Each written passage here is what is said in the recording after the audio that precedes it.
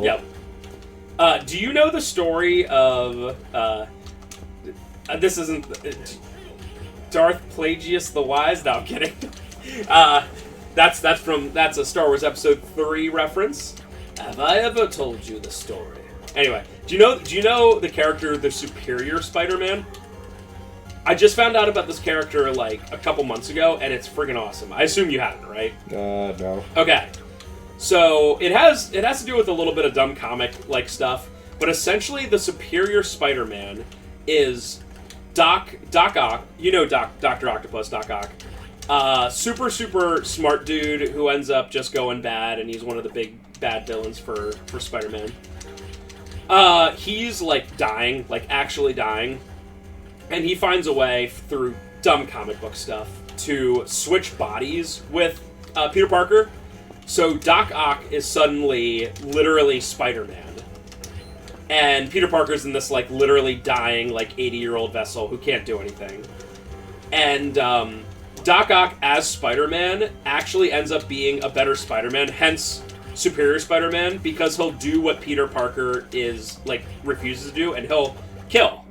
Like they'll be like someone gets out and kills 100 people. And instead of just being like, I'll put you in jail and have them get out and kill 100 more people, he's like, I'm just going to kill you. And it's a really, really, really, really good story. In fact, the original run of Amazing Spider-Man ended on either this story or a very similar story where Peter finds a way to get back into his normal body and have Doc Ock, go into his body and die. And Peter actually decides to stay in Doc Ock's body and actually die and leave Doc Ock in Peter Parker's body as the Superior Spider-Man, because he realizes that he's the better Spider-Man and that it's better for humanity and it's better for Mary Jane and it's better for everyone, because he'll do what Peter won't do. Suffice to say, when that was a thing maybe 15 years ago, that rustled some jimmies. I as like a Spider-Man fan, but not like a super fan, I appreciate it.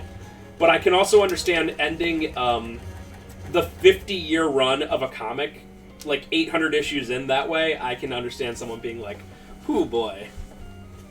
But also, it's like, it's perfectly Peter Parker, right? Because he like gives up his literal life to like help other people better, So. I hear that, I don't read the new comics, but I hear that there's a really, like, weird plot point where, like... Say no more, all new comics have been bad. But, like, Peter Parker and, like, Mary Jane... Like, Mary Jane has, like, this second guy on the side all the time, who, like, they kind of date and kind of don't. And, like, Peter kind of dates her and kind of doesn't. And it just seems like the worst, like... It seems like some weird writer's fetish more than anything. Yeah. It really comes off like it. And, like, I was just, like, reading a thread or something about it. And, like, it really just seems really off-putting to me. You can do stuff like that, like, okay. Like, the first example that comes to my mind is... And I don't even like Spider-Man, but, like, to me, I was like, what is going on? Well, I bet for people that like Spider-Man, they're like, what is this? Yeah, the first example that comes to my mind is, like, like Archie Andrews, like the Archie comics, and Betty and Veronica. Like, there are stories where he goes on dates with Betty, and there's stories where he goes on dates on Veronica, right? But it's not, like, weird. You know what I mean? They're not, like, and Betty and Veronica are, like, jealous of each other, but, like, it's a comedy, and it's, like, fun. So that sounds like a very not fun Betty and Veronica. Yeah. And besides, it's not like Archie is, like, literally dating Veronica, and he's like, oh, sorry, babe, I also had a date with Betty. You know what I mean? And one of the stories is, like, I guess, like, some sort of time travel happens where, like, Peter, like, leaves for, like, a while, like, 10 or 20 years, and then MJ and that new guy have, like, a literal family. It's like, what? Cool. What? Cool. What am I reading? That's kind of the story of Spawn. I've been reading Spawn, although it's not, like, on purpose. Spawn, Al Simmons, is assassinated and killed, and he goes down to hell, and the devil, essentially, Malbolgia, is like, you are now a Hellspawn. you work for me. And Al Simmons is like, no. And Malbolgia is essentially like, what can I do to get you to work for me? And of course, making a deal with the devil is the worst thing possible ever. So Al's like, let me go back to the Earth to see my wife. And Malbolgia is like, sure, great, sounds good. And then you'll be forever indebted to me. Awesome. And Al Simmons is sent back, but it's like 5 years later, and Wanda has already remarried and has a kid, which, like, they tried, Wanda and Al tried to have kid, but, like, he couldn't for whatever reason. So, of course, you make a deal with the devil, and you see, like, something you would never want to see, and Spawn is actually a friggin' awesome comic. It does not sound like the same thing with that Peter Parker thing. That sounds completely different and, like, justifiable. Yeah, because Wanda's like... What I read definitely just seemed like dead. some... I mean, the only thing that's lame is Wanda remarries his literal best friend, which is like, come on. Double jump, yes, dive kick. Let's go. But, like, it's like, Wanda, there are literally... Because they're in New York City as well, right? It's like, Wanda, there are 5 million guys in New York City. Did you have to marry and start a family with Al's best friend, who also works at the CIA? Come on now. Although I'm not blaming Wanda for that, but it's still like, bro, come on. But yeah, that sounds like all these stories you're talking about sounds like worse examples of other stories that are cool, which is a shame. Because I like cool things. I know this is probably a surprise. Wow. Wow. You like cool things? Get out. Wow. Alright, I'm going to do another save warp, but I'm going to just farm these bone throwers. These are a pretty high-level enemy for this early on. Yeah, it kills it real easy. Until I run out of MP, basically. I think I have one more in me. Ooh. But yeah, I vaguely heard about that Peter Parker thing, and I'm like, that sounds... like you're putting your personal whatever, and everyone puts a little bit of their personal interests or whatever in stories they write. It's impossible to say otherwise, but that sounds like a thing you should, like, talk to a therapist about instead of writing a comic. So yeah, I like this thing a lot, and I just got hired to write for literally Marvel, because Amazing Spider-Man, I believe... In fact, I'm like 90% sure is still the highest, I don't know what you would call it, the most issues made per issue of Amazing Spider-Man, if that makes sense. Like, it's the highest, like, bought comic still. Yeah, it makes sense to me. Which, right now, it's like, what else? The only thing that would beat it is Batman, but DC is legitimately terrible, besides Batman. Got our first Vlad Remain. That one is like... That's the one I forgot the entire Me game. too. It was the last one I got. It's just like... Literally. You don't come back... Like, the transportation in this game is very awkward. And you don't unlock a lot of the teleporters until, like, literally the game's almost over, which is baffling. But I'll show you how to sequence break a little bit. But yeah, the way that this game is set up, I can understand why people... And this game's not perfect at all, I'm not saying it is. Oh, yeah, there's a victory armor I should fight. That's a lot of experience.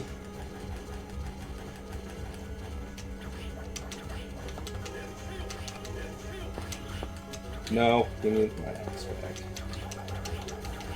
Yeah, that axe is essentially four whips. 4 whip hits, which is pretty... And because, I mean, I have so little MP, and you see that it doesn't really take that much MP. Yeah. It is 1,000% worth it. So that's why I kept that save point, the same one that I've been using over and over, because it's a hub of a lot of places that you unlock.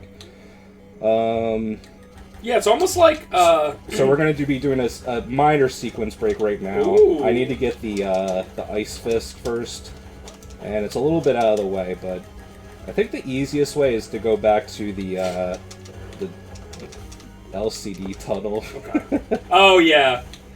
Yeah, it's almost like when people like characters, that they don't like the characters to be, like, ritually humiliated. It's really weird. I have my crack team of scientists working 24/7 to figure out why that's a thing. But, like, weird, right? It is weird. It's also, like... It's really weird. Can you imagine, like, hiring a writer that actually likes a source material and doesn't detest it and its fan base? That's crazy to me. Yeah, I don't, like, when I hire at CIB, I personally look for a hard worker more than someone who, like, plays video games and knows a lot about video games. But I'll tell you one thing I would not accept. Yeah. If someone was like, I hate video games, I'd be like, okay, this is probably not the place for you. I don't need someone that's like... Yeah, I'm not saying that you have to... Like, you bring up a good point. You don't have to write... Or you have to hire the #1 biggest Spider-Man fan, because he's probably just some uneducated, smelly nerd who doesn't know how to write. And it's like, yeah, okay, don't hire that guy. I get it. But don't hire someone that's like, yeah. I hate Spider-Man. I hate how MJ's portrayed. I'm going to change everything. Yeah, because if I hired someone that was like... Like, what if I hired someone that was like, video games cause violence? I'd be like, oh, okay. I don't know what to do about that. Alright, so here... So there's a couple things that are going on here. So when you dash off a platform, there's a brief period where you can just still normal jump and then double jump. So you can sort of see that I did it there, but not very good. The other property is that the Ice Fist, when you activate it, launches you up a couple pixels upwards. So we can get onto that ledge, but as you can see, you're not supposed to. But for whatever reason, they decided to make it, like... Really close. Really close, Wow. which was not a good idea. Wow! First try, nice. And this is something you're not supposed to be doing until the end of the game. So this is the transport between the Castle A and B. So actually, right now, I can't do anything with it until we meet Death in Clock Tower. But the game will remember that I'm here, so I can warp here later. And the other crazy thing that I can do now is get the Platinum Tip, which is the best whipped like attachment in the game. How much does it Plus raise? 20. Oh, wow.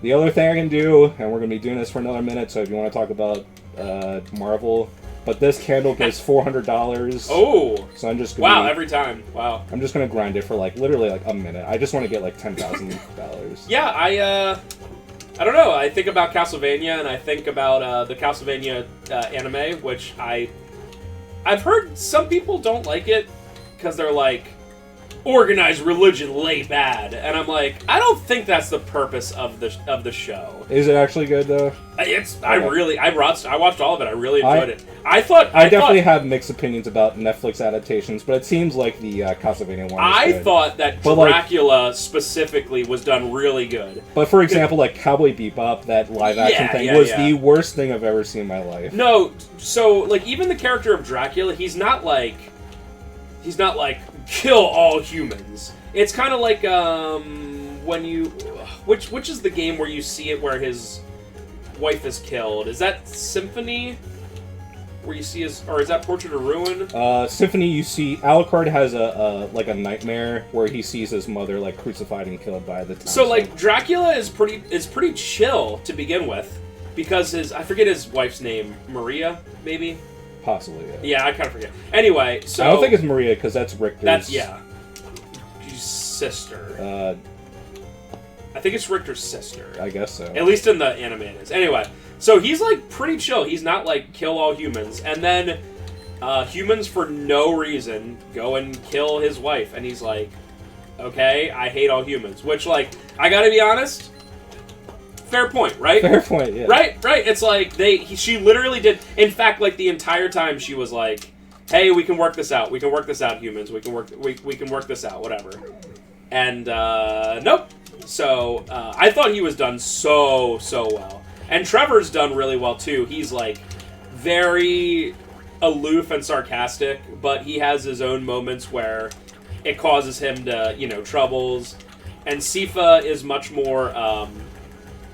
How do you say, the straight man out of it, but obviously they end up getting together because that's just how literally the world works. Is Gran in there?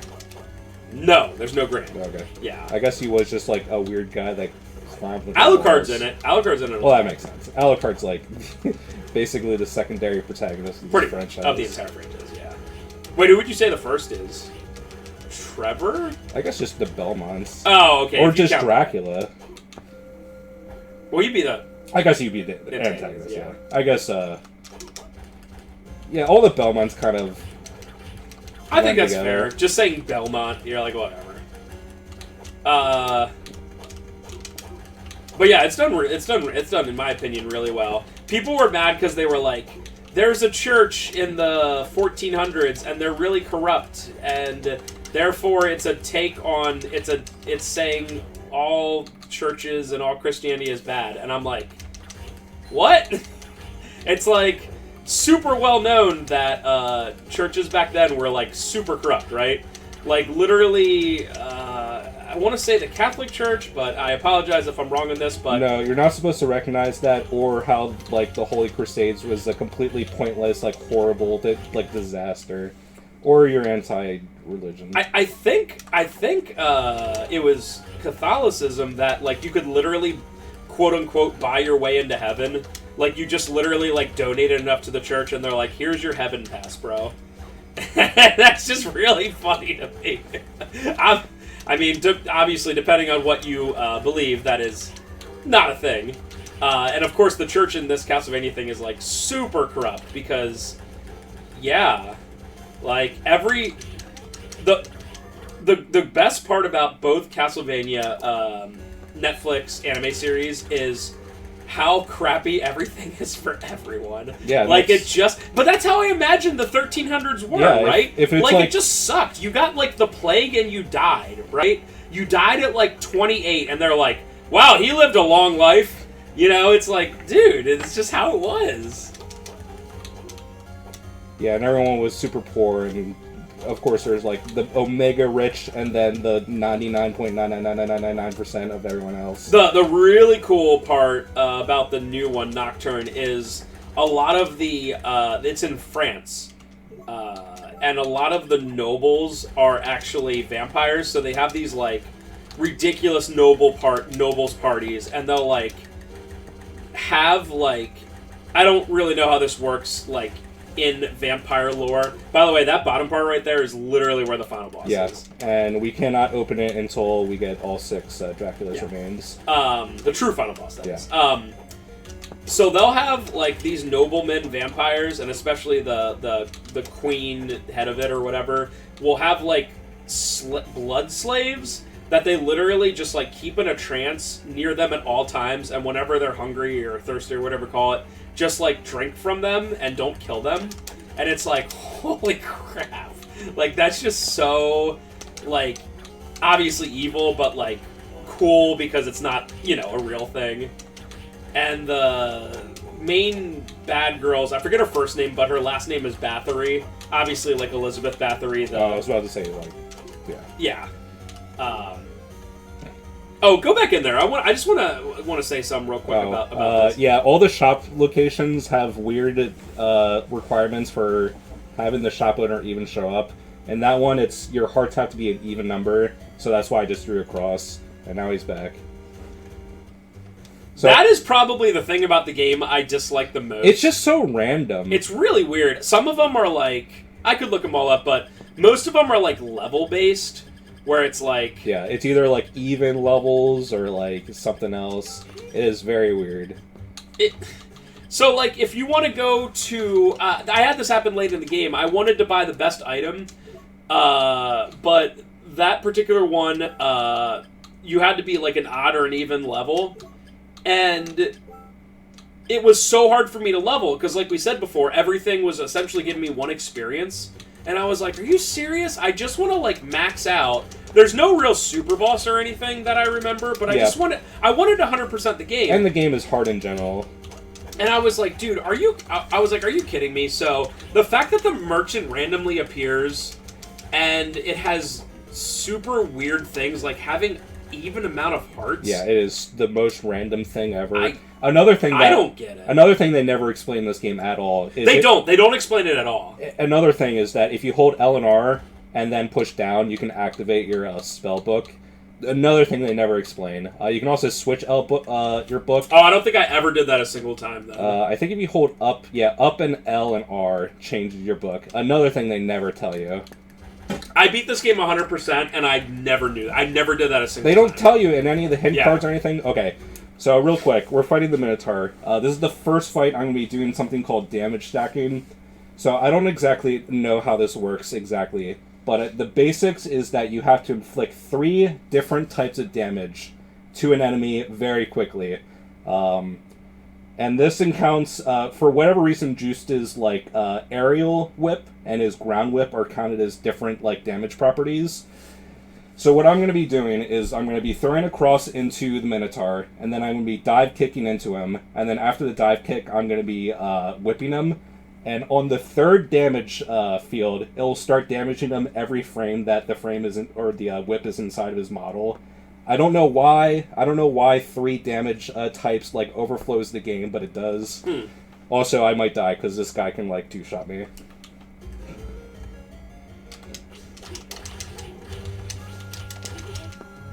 Also, I'm not very good at it.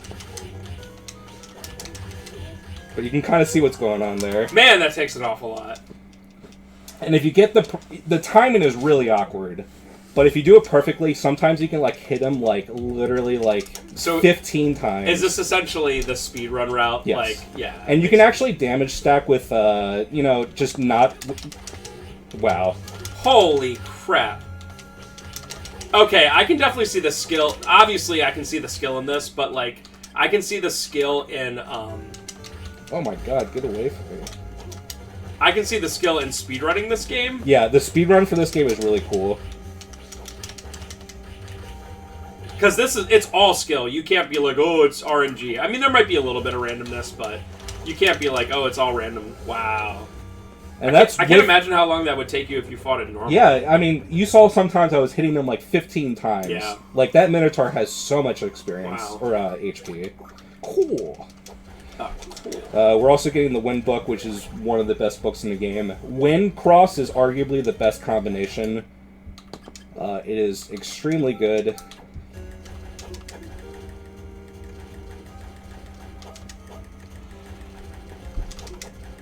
I also really like, something I really like about this game that I could foresee people not liking about it, is that a lot of bosses will lead to nothing all that important. Like, that boss just led to the Wind book, which is something you don't need. But it's something that, like, gives you, like, an advantage, and, like, I love when games like this have, like, bosses that not necessarily have to be, like, mandatory.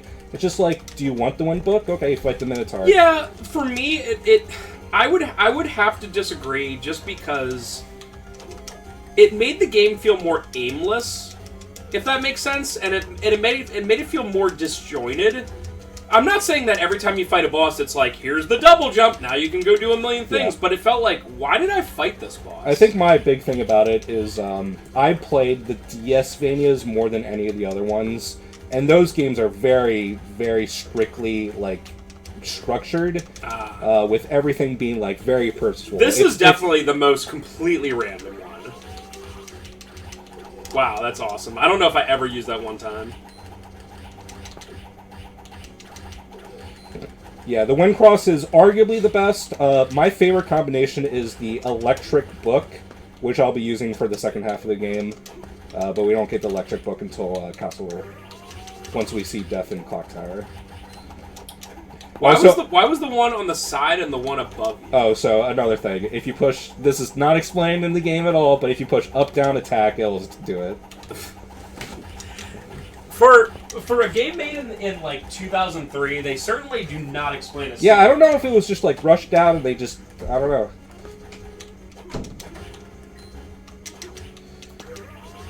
I hate man-eaters. You can just like jump over them, like if you just like dive kick them, but I always mess it up. I am going to heal just in case. I have 80 potions. I don't need to be super careful about it. But poison is a crappy status, and we don't get the Vlad remain that makes us immune to poison for a long time. In fact, I think it's like the last remain we get. Alright, what do I want to do here? There's another optional boss, but I want to fight him just mostly for experience. Although I won't even be going in the room that he unlocks.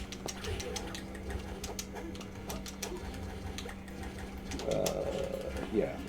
I'm not going for all the furniture.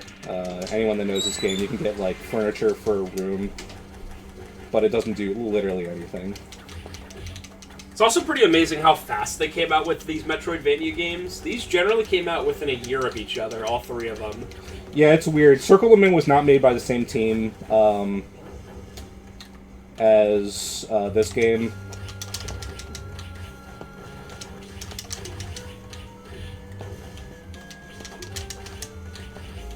This guy looks like he had a good life. Yeah.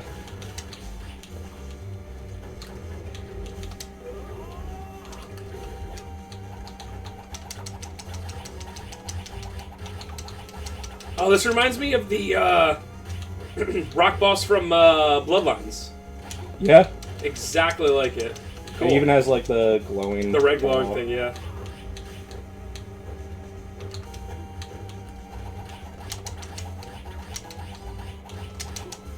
Can you kick this guy? You can. The timing is really weird, and I really don't understand it. I honestly just throw across, I wait for it to hit, I just dive kick, and then I just mash the attack button, and sometimes it works and sometimes it doesn't. Excellent. So over here, you unlock a thing that leads to the Yellowstone, but since we had the Platinum Tip, I don't need it. I just did that boss for experience and to have fun. Fun! Fun! Yeah. The only thing I want my games to be is a chore. I have to be sweaty tryhard about everything. No. I want a game that if I miss playing it for a week, then I start to worry. Yeah, fear of missing out. Best tactic. I love it. Wait, what do you think they're doing on Destiny right now? What do you think's happening? Do you think they have any cool new gear? What do you think?